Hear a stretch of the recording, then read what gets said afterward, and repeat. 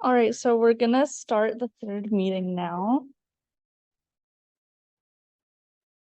And Nicole's gonna start by talking about Global Brigades at UVic.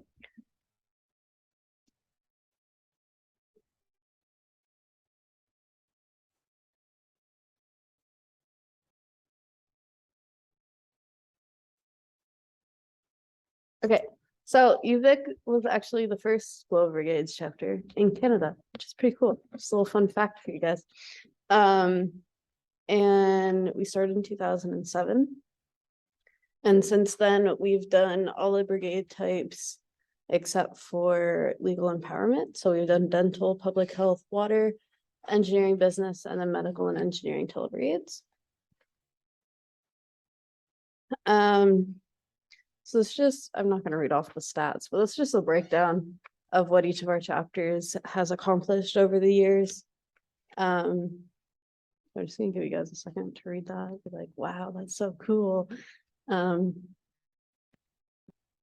pretty much it. And now Jake is going to talk about our medical brigade. Okay. Yeah, so I guess I'll just give a quick overview of what a medical brigade looks like and what kind of the purpose of it is. And just read out the speaker notes here. Oh, okay, that's all right. So what is a medical brigade? So medical brigade, why didn't it switch? Yeah. Oh, okay. So medical brigade, we're basically just helping local physicians run a pop-up clinic in rural communities that don't have any access to medical care. So we would arrive in country, then first probably go to the lodging facility. And we bring with us a bunch of supplies like glasses and hygiene supplies. And then usually the first day of the brigade is kind of just packing and organizing all that stuff. And then for the next 3 or 4 days, we actually go to the communities and we'll help the physicians run the clinics. So we're pretty much doing all the groundwork to help them see like way more patients in a day than they would actually be able to see. And just kind of doing the heavy lifting for them so they can do their jobs. So, should wear my glasses. The mobile medical clinic, usually it has all these stations in it. So triage is just like intake, yeah, same thing as consultation. The OBGYN is any female volunteers with the option to shadow a gynecologist, do pap smears. Dental is something, I think it's just checking people's teeth, and they also give out toothbrushes and hygiene kits. I really don't know much about the dental, to be honest. Basically, Yeah. You're watching dentists. There you go. Yeah.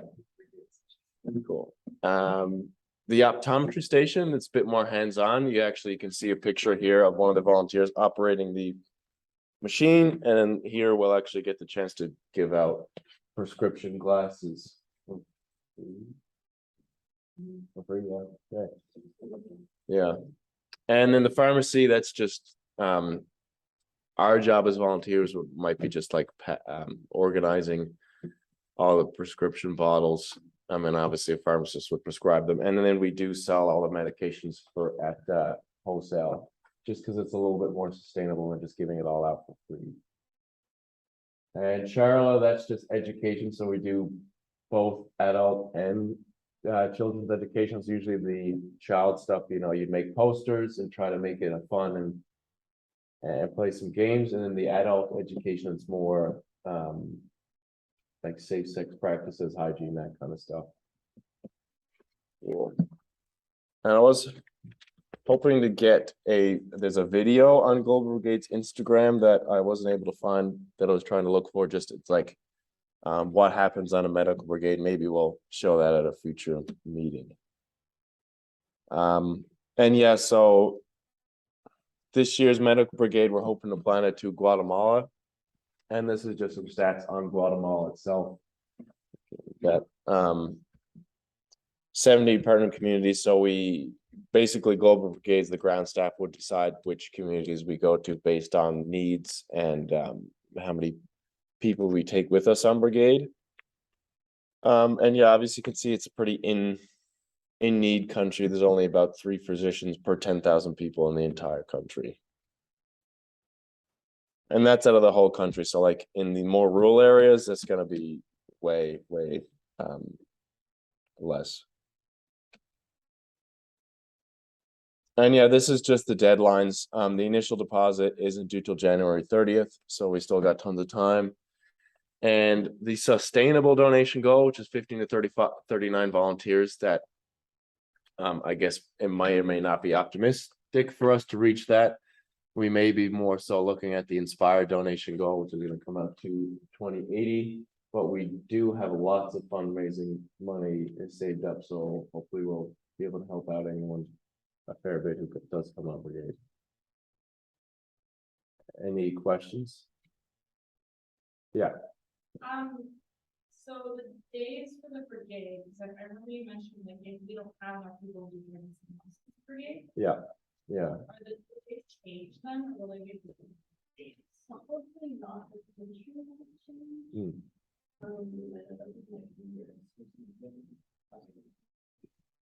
Actually, they haven't done so the week before us.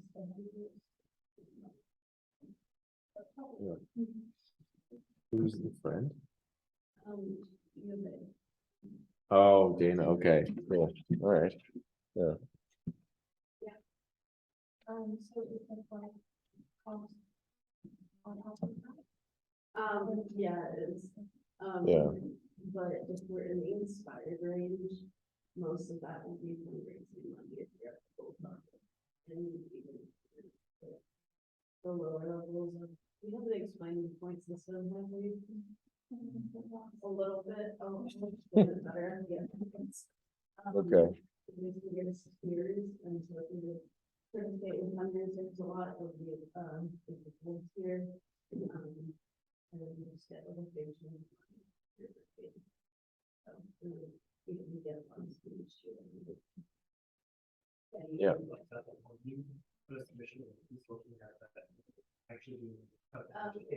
It's spreadsheet. And then you can put 4 to 5 up there. And then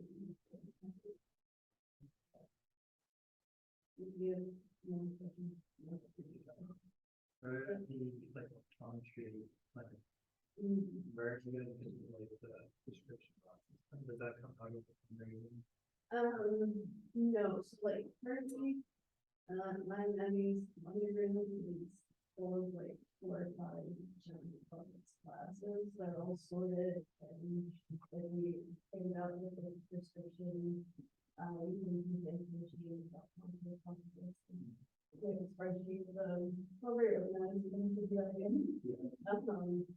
So it was kind of those ways.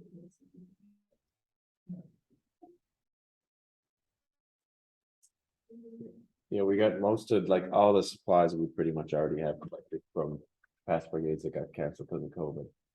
Okay. Yeah. It's not like tons of supplies. Yeah, we just didn't coordinate the last few years. Yeah. So, yeah. Cool. Well, I'll turn it over to Andy. Talk about the Victoria partnerships. All right, hey guys. All right.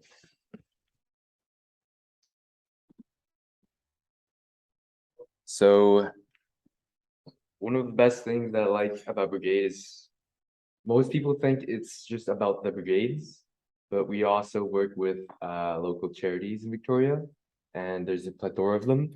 And one of them is Backpack Buddies. And so what we do, we help pack the bags and supplies, and in turn they send those to kids who are in need.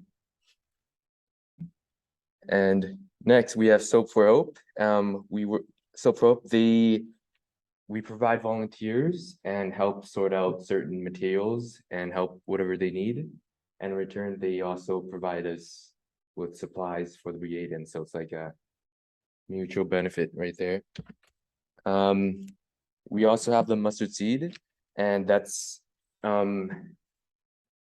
one of the events that they have is a Christmas dinner event. And so it's like, it's in downtown near in this church.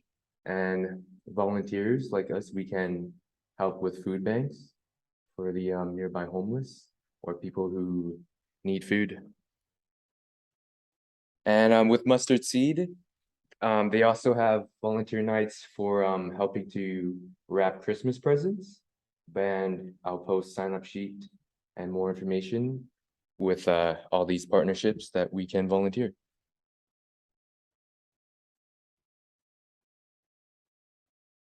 All right.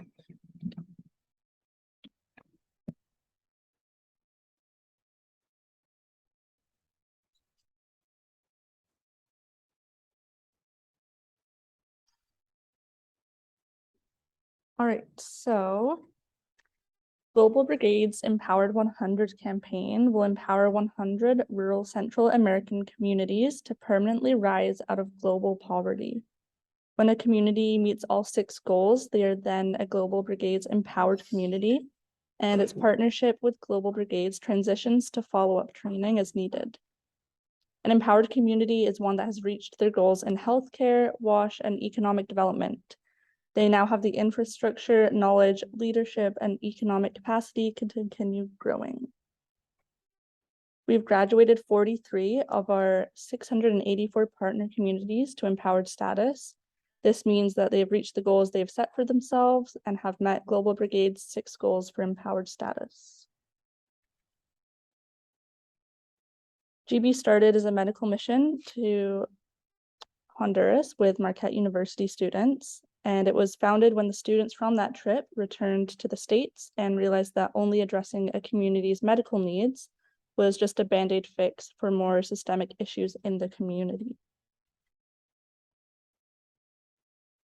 Nicole.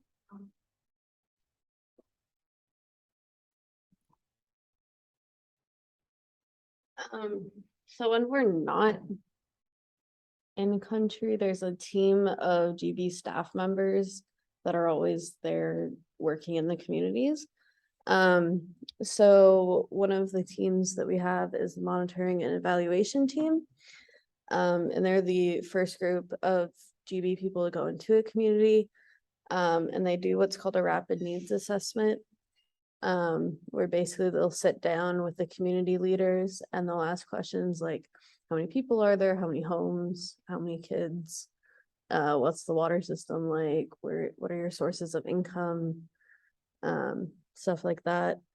So that they can get better demographics. So we use that information mostly to like compare communities, and then so it's like better for us to predict for future communities what's going to be needed and if there's any like consistencies.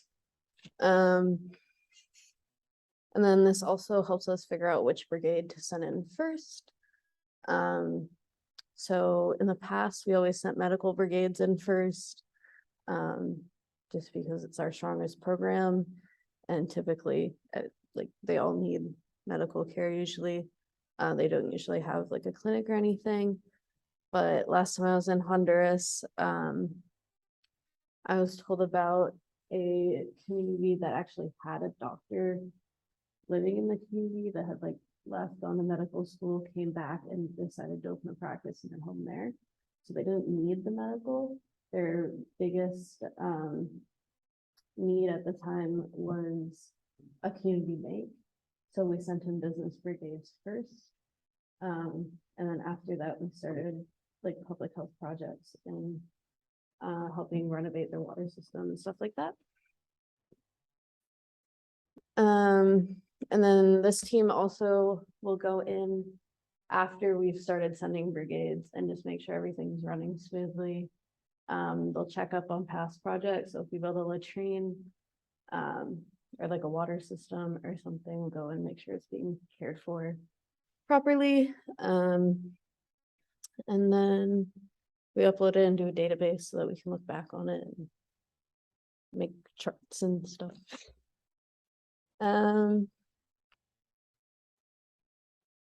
Yeah, so then There's also the healthcare access program, which is where we send GP doctors into a community and they'll do follow-up appointments with patients, not typically the chronic patients, because their needs don't usually change between brigades.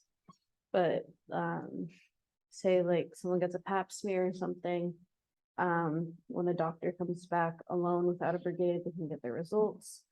Or like if someone had an infection that they wanted to check back in on, to make sure the antibiotics were working, they could get a referral to come visit the doctor here. And then there's also like the general follow-ups. So, oh, I kind of already explained that with monitoring evaluation, so I'm just gonna skip over that. I'm just gonna talk about volunteerism.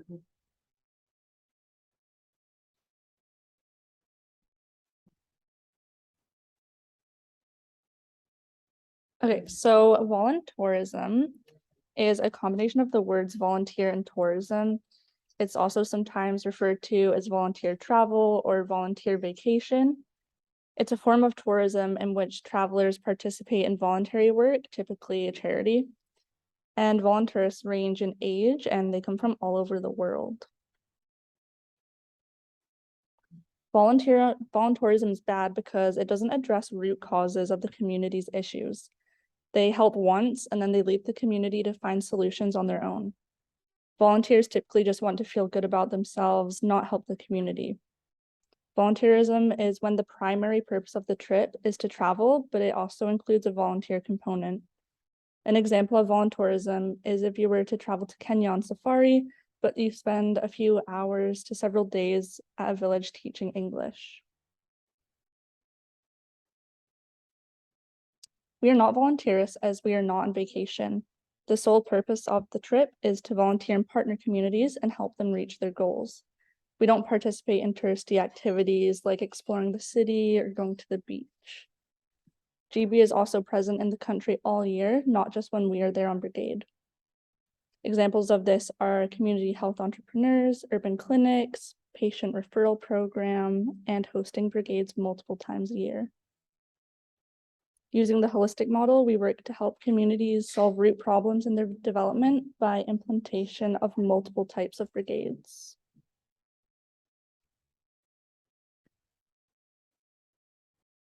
Okay. There's still a lot of information. So I got an email a couple days ago about an opportunity for some of our members to sell flowers and some merchandise for a company at the convocations during reading break. So this is kind of benefits you guys, but also benefits us as a club. So they said like you'll personally be paid $15 an hour for whatever amount of work you end up doing. But then they're also going to donate money to our club. So this is a way that you can get points as well. Plus it's like a little tiny job for reading break. So that's nice. Also, if you take like a non-GB friend or something, whatever points you would get, like they would get for the club, we'll just give to you. So it's pretty good. As long as you guys put on the spreadsheet that we referred you. Otherwise, we don't get any money and you get no points. So, and then our fundraisers and volunteer nights for November, Andy's still in the process of planning with everybody. But essentially, we're going back to volunteer with Backpack Buddies again after reading break. They said we can pick any day in the month of November to come in.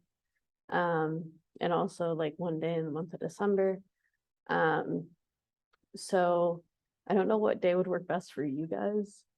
So I'm gonna put a link to a Google form about availability on the Instagram on the link tree. And then the same with the December activity. It'll be the same form.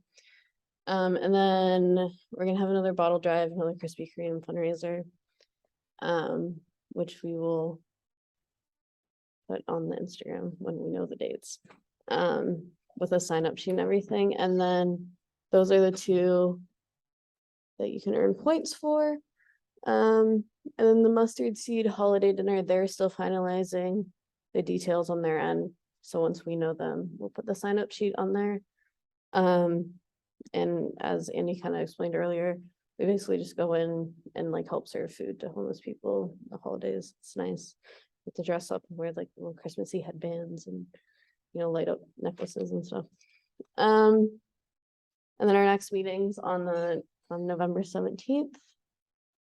And then in December, the Mustard Seed's also doing holiday gift wrapping for their toy drive. And that's from the 1st to the 24th. I just assumed we'd pick one day that the most people are available to go. And we'll just go then as a group. Because I feel like that would be the most fun, but also probably before exams. Because there are exams. Oh, I Us- should add, if yeah. you guys party and you have a lot of cans, make sure to save them for the bottom. Yes. You guys have like a bunch of cans. And if you don't, yeah. Oh, really? Yeah, perfect. You get them to your friends. If they're like just scratching away, just be like, oh, hey. Oh, like scratch it and you can bring it to the bottom drive. Yeah, and if you don't want to store them or don't have a way to transport them to the bottle drive, just message us on Instagram or email us and I can pick them up. And store them at my house. And then also Duolingo is a great tool. I promise the linked slide deck will have more usernames. I don't know why they're not showing, but you can add Abby. But basically just like learning some basic Spanish or getting comfortable with the language before we go is super helpful. We will be in Mayan communities though, and so they tend to have like indigenous languages as well. We will have translators. We're not even gonna try to learn those because there's absolutely no way we're gonna learn them correctly. So Spanish, which most of the people in their communities will know, is great. Also, just knowing Spanish is good. Yeah, and this is our contact information, and I updated the calendar on the website. So. Instead of every week. And if it's a reading week, we're not gonna have one until. And then that's the last one for the term. And then we'll also put out a form for availability for next term. So it works more for you guys, yeah. Is that one, or is that for the university? The university is there. It's not the university, it's a company, it's called the Commencement Group. But like the university approved it. So it's like, I think it's just like in the lobby of University Center or the Jamie Castle Center, or whatever it's called now. Yeah. That, yeah, so they have their own sign up sheet that they emailed me. And I'll just put the link to that on the link tree. You look for some extra cash, $15 an hour, and. Yeah, that's more than I make at my actual job, so. Yeah. Yeah.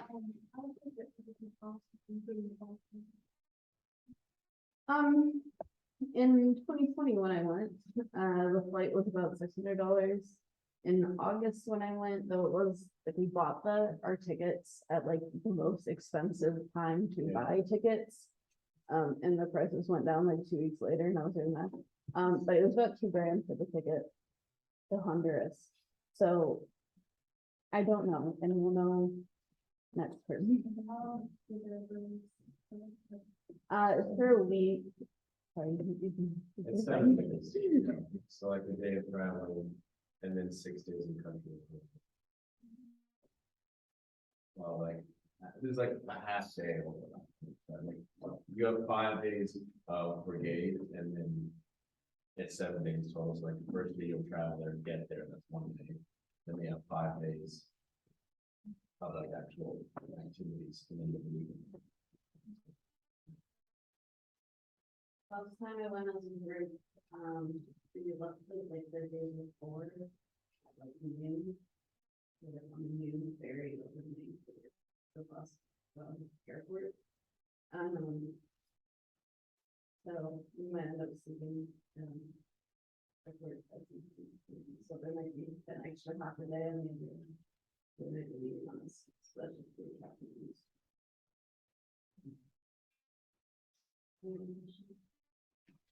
You know, kind of like, if you're gonna go, you want to, you're going to your things about.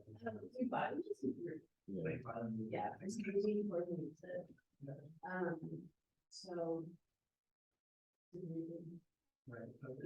You sign up, and then you're in the vinyl deal.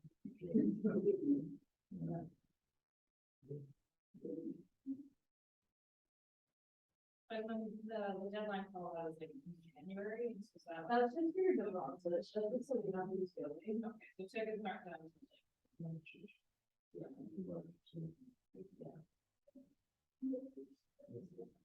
Yeah, and like, the hospital brigade, I mean, like, you get fed 3 meals a day.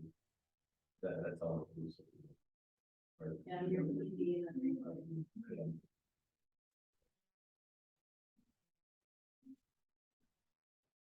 Any other questions? Thank you, everyone.